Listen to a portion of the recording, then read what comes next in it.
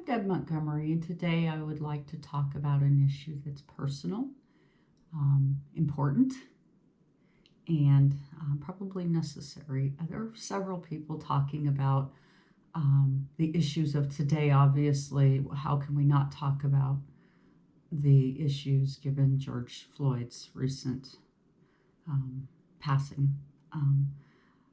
I want to talk about this. It's very personal to me. I have two children who are half white, and they are Native American and Black, and more Black than Native American. And when I had my children, I somehow idealistically believed that, and this was back in 1980, that we were ready for opening our minds and our hearts and not being the bigoted people we had been in the past. Now, I did attend a church in Portland, Oregon, that was Maranatha, and it was not a church for generally where you had a lot of white people.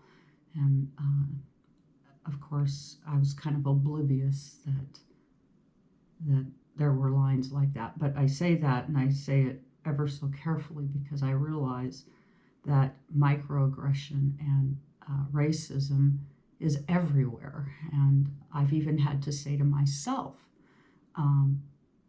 things that probably I just find surprising, really, honestly, why we feel the way we do. But this is what I want to talk about today, is that the solution to racism is a complex one because, well, quite frankly, why we have it is a complex problem. Anytime we determine that a group of people is here to provide us a way forward financially without us providing them any respect or compensation, it's against the laws of our universe. And so for us to continue this long the way we have, there was no way we couldn't anticipate a time like this. This is the natural consequences of our actions.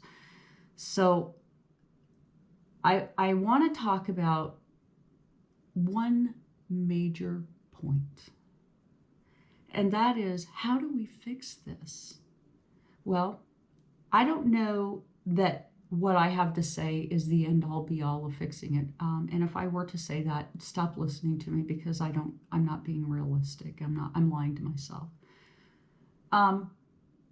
What I have to say is that it's come to my attention during this time of this virus that one of the opportunities that we have is we're home by ourselves, a lot of us. I'm sheltering in place separately from my husband, who is working in California, and he has to work out of his office, and we live in a tiny home, basically, in California. And so we are unable to shelter in place and work and manage offices and all of that comfortably in such a small spot. But one of the things that has come up to my awareness as this is all unfolded is that we have a beautiful opportunity to look at ourselves as individuals, individually, and ask yourself personally, where do I fit into this problem and how can I solve it? If we were each to ask ourselves that question and do our own personal work, I do believe that a lot of this could be solved. A lot of this is about accountability. For people to wake up and recognize that they're a part of the problem and come forward and admit it without the need to defend themselves.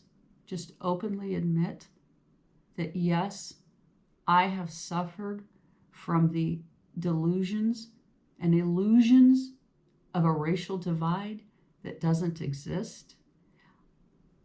I think that is a very healing moment for all of us.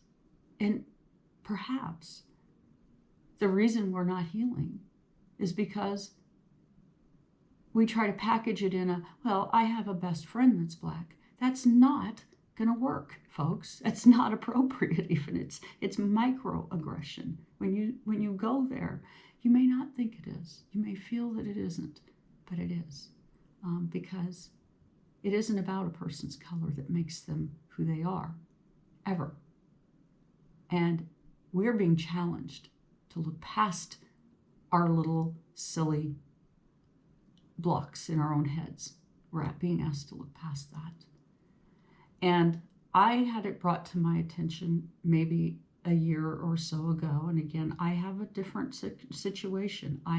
My circumstances are that my children suffer from the carnage of racism. And so, of course, out of love for them, I reach deeper. I keep looking. I keep asking myself every time my son complains about racism, I ask myself, how can I do better? What am I doing to contribute? Where can I go to be a part of the solution and not the problem? And honestly, if we all just took that energy and ran with it, we could do so much to heal this problem.